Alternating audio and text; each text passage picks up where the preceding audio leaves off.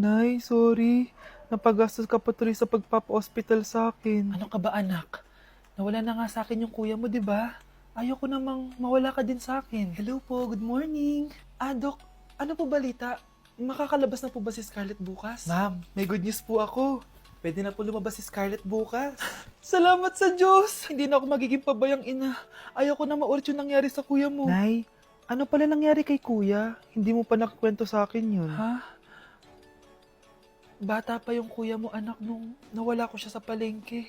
Mare, magkano tong sitaw? 50 na lang sa'yo, Mare. Ang mahal naman, Mare. Pwedeng 20 na lang to. Mga laruan ba yun? Ang ganda nun na. O siya, sige na, kumare naman kita eh. Ayun yung gusto ko sa'yo eh. Tara na, anak. Anak, anong lugar na to? Nasaan yung batang yun? Nasaan na si nanay? Nay! Anak! Ate, may nakita po kayong bata dito? Ay, wala po akong nakita eh. Nasaan na ba yun? Anak! Simula noon, hindi ko na nakita yung kuya mo, Scarlett. Hanggang sa may pumuntang pulis sa bahay natin. Ang sabi nila, patay na daw siya. Grabe naman yung nangyari kay Kuya Nay. Ang lungkot naman po pala nung nangyari sa kuya ni Scarlett. Sige na po, ma'am. Kailangan ko pa pong bisitahin yung mga ibang pasyente. Sige po, Dok. Salamat po. Anak, ang importante, makakauwi ka na bukas. Opo, Nay. Makakapag-thirst trap na ako ulit.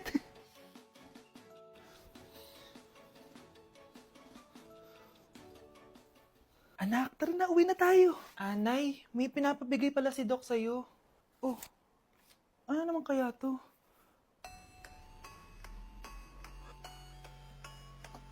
Paano nangyari yun? Doc, bakit ka meron neto, ha? Bakit may picture ka ng nawawala akong anak? Hindi mo ba talaga ako naaalala? Hindi. Sabihin mo sa akin, buhay pa ba ang anak ko? Umalis ka na. Marami pa akong gagawin. Buhay pa ba ang anak ko? Oo! Buhay na buhay ako! Ako ang anak mo na iniwan mo sa palengke dati! Nagtataka ka? Isa na akong trans ngayon. Alam mo, buti na lang may mabait at mayamang pamilyang kumukup sa akin. Kaya maganda yung naging buhay ko. Tingnan mo, naging doktor pa ako. Kaya salamat sa'yo at iniwan mo ko. Anak, hinanap kita. Umasa ako na babalik ka. Hindi na importante yan. Ayaw na kita makita at hindi na kita kailangan. Kaya umalis ka na! Hello po. Kamusta po yung pasyente?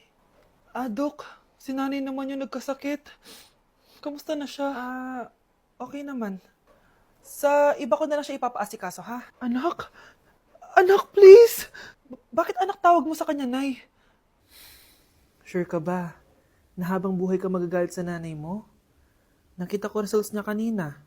Anytime, pwede siya mawala. Magpapahangin lang ako. Nasaan na sila? Hello, nurse? Nasaan yung pasyente dito sa room 214? Anak? Ako ba hanap mo? Nay, akala ko may masamang nangyari na sa'yo. Anak? Hindi na kita iiwan. Good news! False alarm lang pala yung nakita namin results sa nanay mo. Ibig sabihin, magiging okay siya. Salamat naman. Nay, ayoko na mawala ka sa akin, ha? Yay! May ate na ako! Honey, happy birthday! A day in my life ano ba special sa akin? Kuri-kuring-guri, kura-kuring-gura. Game 1. Bawal ang malapit na ma-dropout sa school. Di ako yun, ha? So, for today's agenda, may pupuntahan tayo. So, secret muna. Pero sasabihin ko na. Ano ba talaga? Bala ko kasi mag-business. Wow, business! OA. So, hindi ko muna sasabihin kung anong business yon. Mind your own business muna. So, guys, dahil anniversary na namin ni Honey Bunch bukas, bibilang ko siya ng flower and cake. So, nandito na tayo sa flower shop ngayon. Ayan na guys, so nakabili na tayo. So, pinili ko pink roses. And ganito yung design niya. 12 pieces to guys kasi in each month, mahal ko siya. So, 12 months. Gets nyo ba? Wala. Happy anniversary, Honey Bunch. I love you so much. Sana magkaanak na tayo. So, bibili ako ng cake para kay Honey Bunch. 2 cake yung binili ko. Tapos, ito yung papadedicate ko. Ate, pwede ba to? Guys, yung mukha ni ate, parang gusto niya sabihin sa akin na, sana sinend mo na lang yan sa messenger. Seryoso ako. Gusto ko talagang pa-dedicate yan sa cake. Sa mga nagtatanong kung kapatid ko ba to, hindi ko po yun kapatid. O sige na, mag-promote ka na. Shoutout po sa O, akin. diba? May bayad yung promotion dito. Kala mo libre lang yun. Sige na, ipapromote na kita. Ilalagay ko na lang sa bicep mo yung TikTok mo. Ayan. So guys, nandito na tayo sa labas ng bahay. Bigay na natin to kay Honey. Happy anniversary!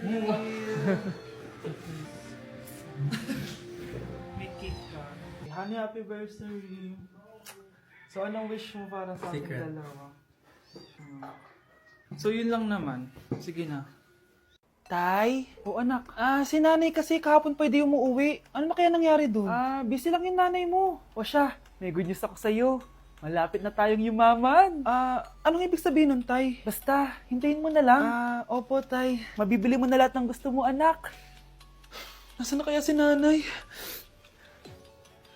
The subscriber cannot be Nay, reached. sumagot ka! Please try again later. Anak, may aasikusuhin lang ako para yumaman na tayo. Ikaw mo nang bantay ng bahay, ha? Tay, si nanay kasi ilang araw nang di umuwi. Wala ka pa rin bang balita sa kanya? Scarlett, di ba sabi ko sa'yo, busy ang nanay mo? Babalik din yun, huwag ka mag-alala. Sige na, ha?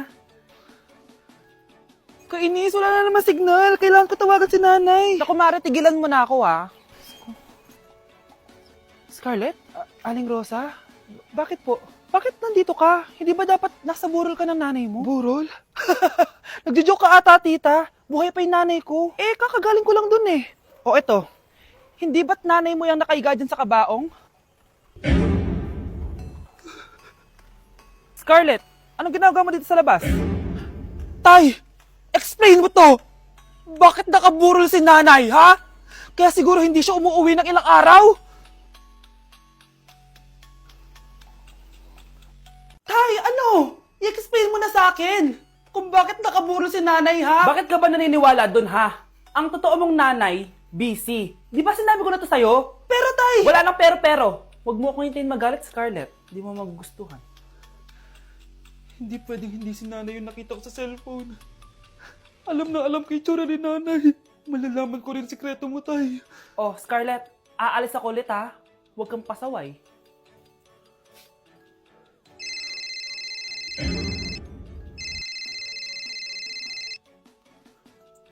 Nasa yung cellphone ko?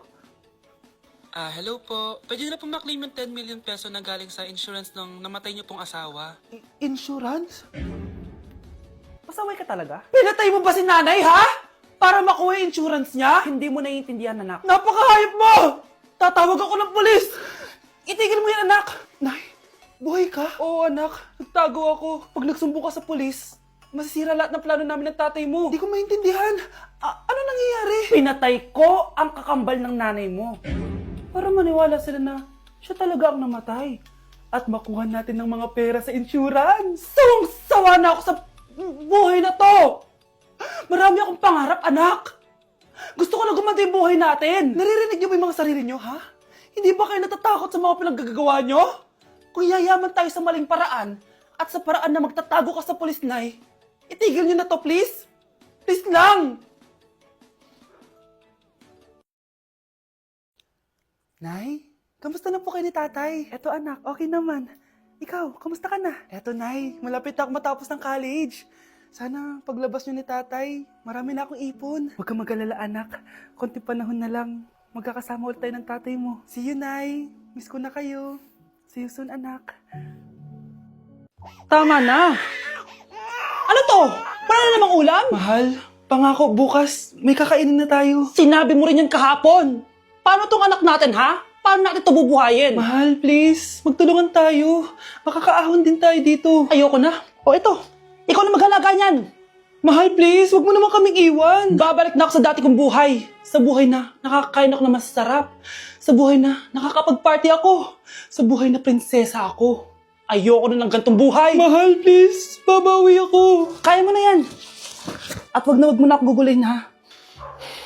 Anak, pangako hindi kita iiwan, ha? Nandito lang ako para sa'yo. Hindi kita papabayaan. Okay, Mr. Ramon? Ma'am, tanggap na po ba ako sa trabaho? Sorry sir. Based sa resume mo, hindi ka pala nakapagtapos ng college. Ang hanap po namin is college graduate. Uy Ramon, Mukhang galing ka sa interview ah. Natanggap ka? Hindi nga eh. Baka may alam kang pwede kong pasukan ng trabaho. Pwede ako. Sige, sabihan kita ha. Salamat Susan. Dami naman basura dito. Ramon! May hiring daw yung kakilala ko at pwede ka daw doon magtrabaho. Ha? Talaga? Sa wakas, mabibilin ko na lahat ng pangangailangan ng anak ko. May anak ka pala? Oo. Iniwan kami ng nanay niya dahil di niya kaya tong gantong buhay. Hayaan mo, hindi mo deserve yun. Wow, ang bilis. May pumalit na agad sa akin? Mali ka nang iniisip. Alam mo ba, Ramon, nabibili ko na lahat ng gusto ko ngayon. Kumakain kami sa magandang restaurant at nakatira ako sa mansyon. Ha? Honey, tara na. Ipag-shopping pa kita mamaya. Baka malit pa tayo sa dinner natin. Okay, honey, papunta na. At ikaw babae ka. Kung ayaw mo masira ang buhay mo, layuan mo yung lalaking yan.